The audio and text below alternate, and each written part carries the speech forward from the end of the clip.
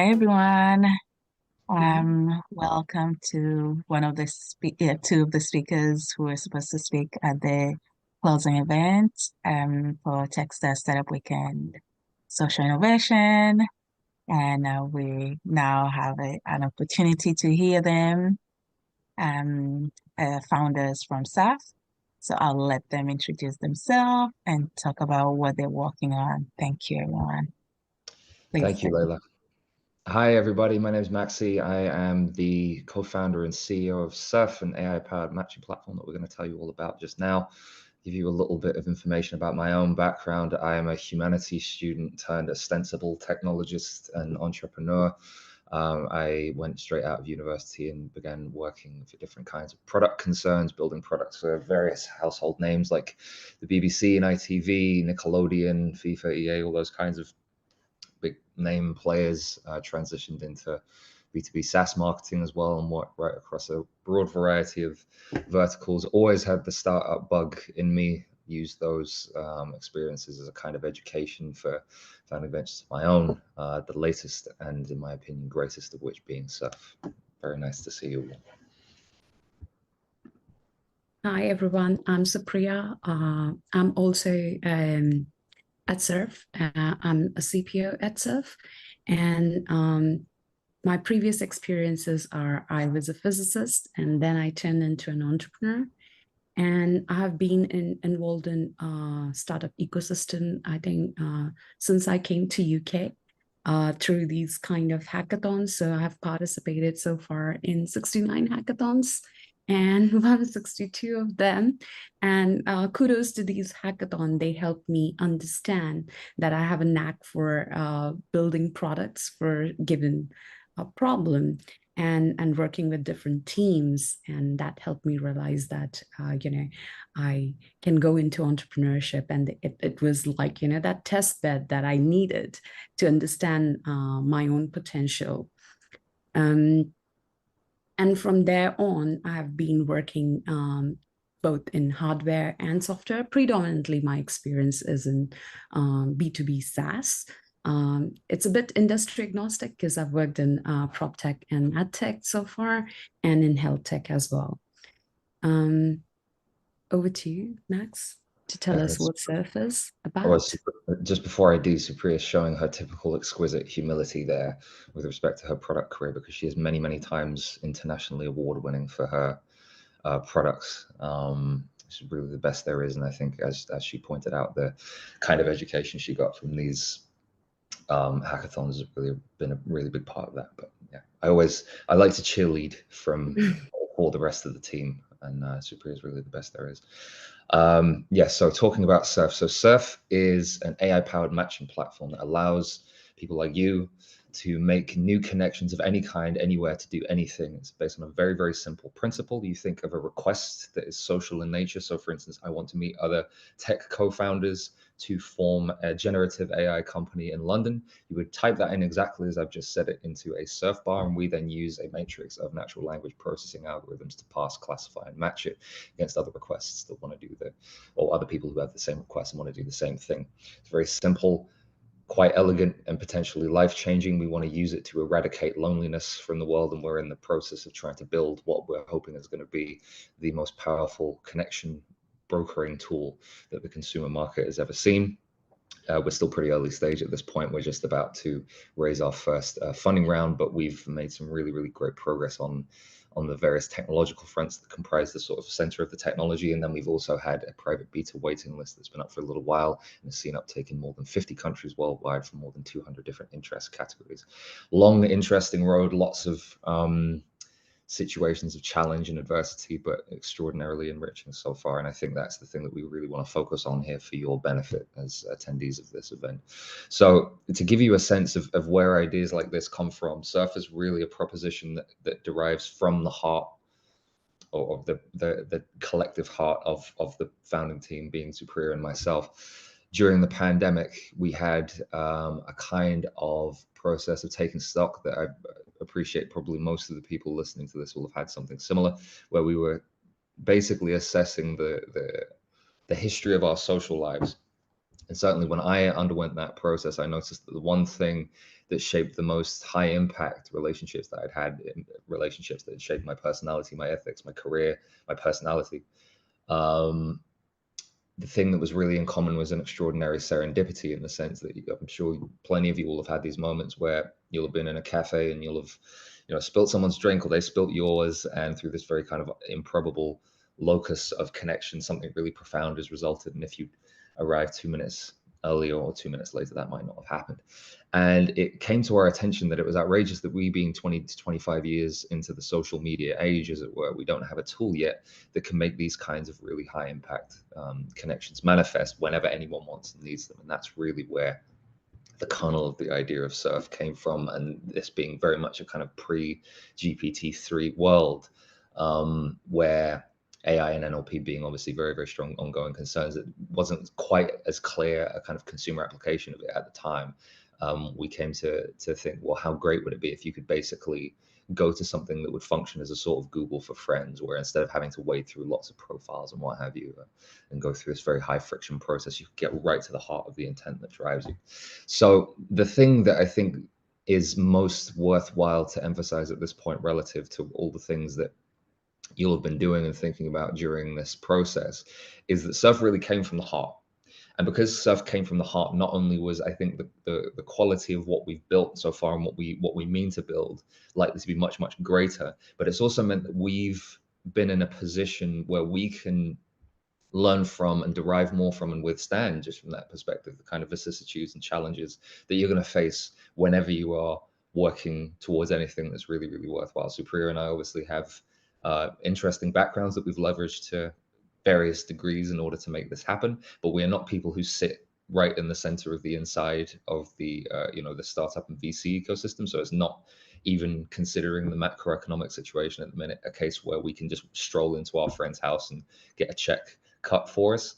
And I think that's something that we would also really want to emphasize here for the collective benefit, which is that if you do have those early stage difficulties, particularly considering how the world is at the minute, having something that really, really drives you from a place deep in your heart makes that process considerably easier. And I think Supriya now is going to tell you a little bit more about why she in particular was drawn to the startup life and how it relates to those kinds of things. Apart from, thanks, Max. Apart from the hustle bustle that we have in the startup life, you get to test and try different, I would say, hats that you can wear in a startup world.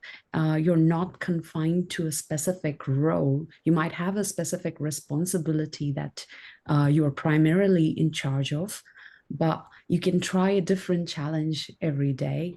And I'm not undermining or glamorizing the entrepreneurship journey, because most of us hear the success stories and get very much attracted towards entrepreneurship. It can be hard, it can be lonely at times, but I very much agree with what Max has said, that if you have that passion, if you're very passionate about solving the problem, and you have a great understanding, or you have intent to understand that problem very, very well, then it helps you go far and withstand those challenges, those challenging times, whether it's economical or it's emotional or it's another kind of challenges. And I have created multiple startups. A few of them were solo founder startups as well. So I've been through those things, and one of the things that has helped me and still attracted me towards startup life is the degree of freedom that we have over here to find a solution. You're not confined with anything but your imagination and your creativity and your passion. Like, how much time do you want to invest in solving this problem, and what kind of impact you want to bring to the world and to the customers that you are catering to. So that has been very lucrative, and the community, how fast you can learn and how fast you can create impact, has always been the thing that lure me into a startup world.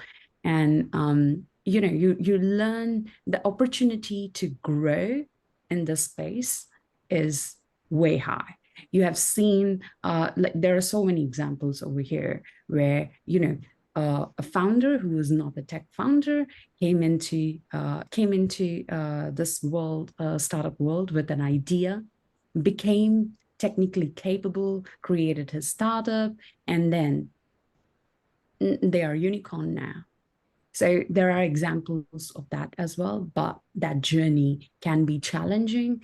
All it takes is that determination and will, and a community like Techstars, where you have other founders that can help you, that can be your community and provide that support when you need it. Because this journey is hard.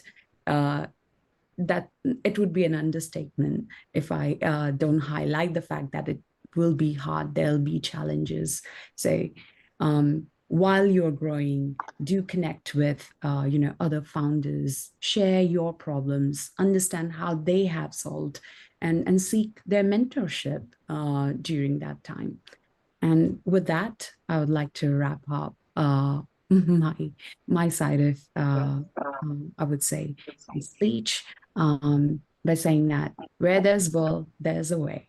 So if you are willing to reap the rewards, be willing to carve your own path, and be willing to also overcome the challenges and face those challenges. Yes, and tremendous thanks as well to Leila and the Techstars team for having us here to speak to you and tell you a little bit about what we've been doing. Appreciate it very much. Thank you so much, Max and Supriya. This was amazing to hear about the work that you're doing, about your journey. And especially for Supriya, I have a question. What have been your biggest failure, and what have you learned from it? Oh, that's for me? Yes. Okay. From your entrepreneurship journey.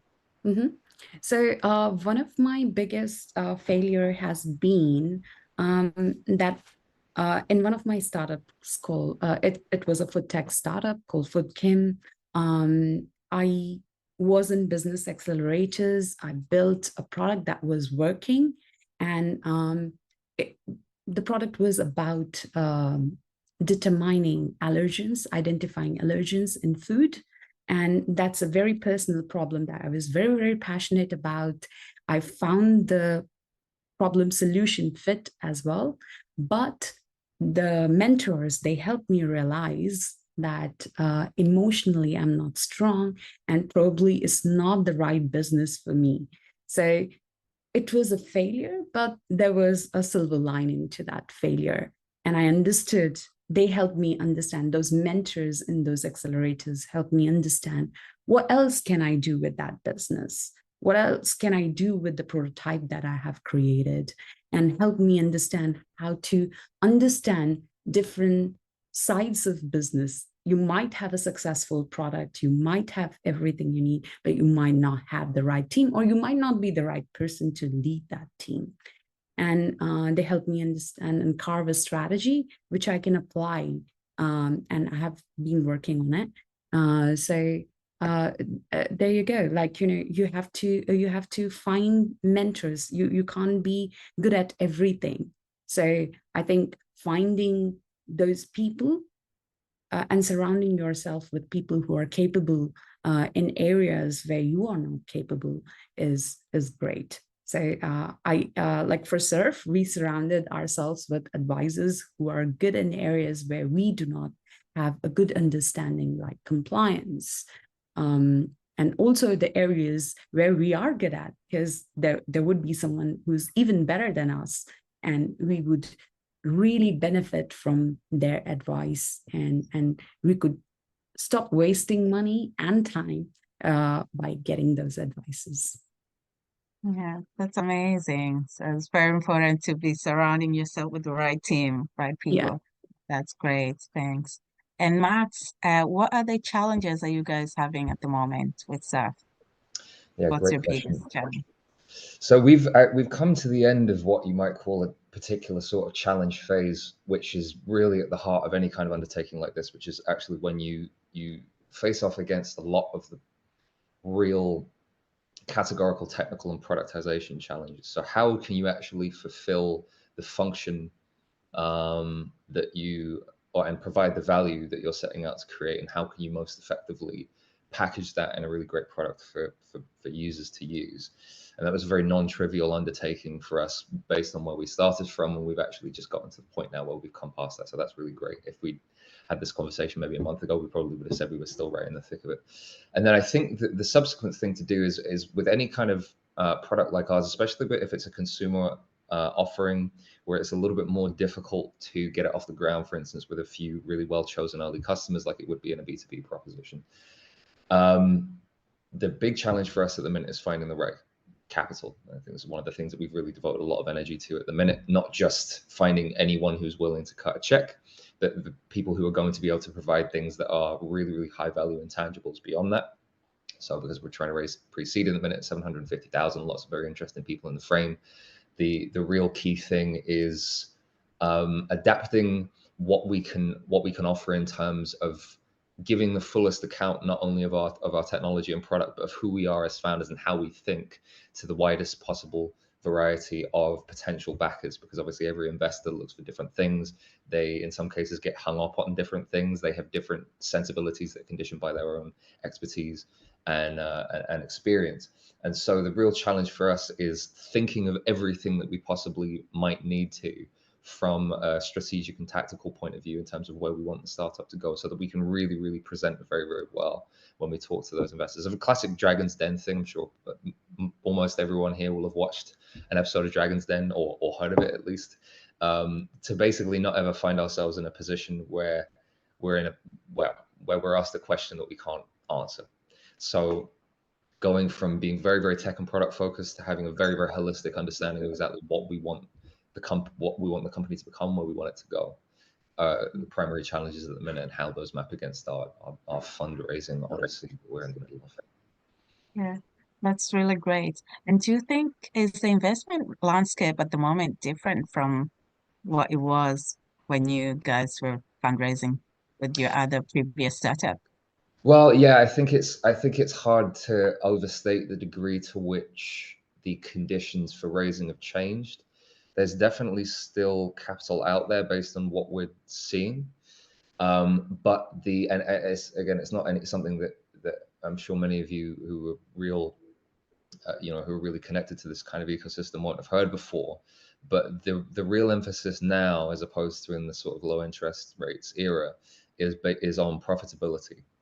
And again, for many of you who are pursuing more B2B propositions where the means to realization of revenue early on is going to be baked very deeply into whatever it is that you're going to be building. But from a B2C perspective, where those things can be in some, or have in the past been considered a little bit more contingent to other things, it's really, really important to know how you're going to make money. Even given slightly smaller, for instance, user-based volume, if you understand how, roughly speaking, you're going to be able to means test a revenue strategy that is going to be able to, turn over big numbers later on, that's really, really important, and is probably the only real universal that I think we've seen across the fundraising conversations that we've been having. Everything else differs a lot. Cool. Thank you so much.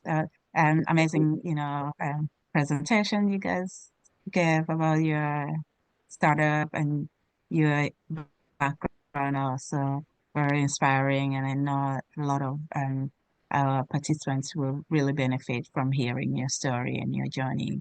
So thank you so much Thank you. for coming over to this session. Really appreciate you, and have a lovely day, everybody.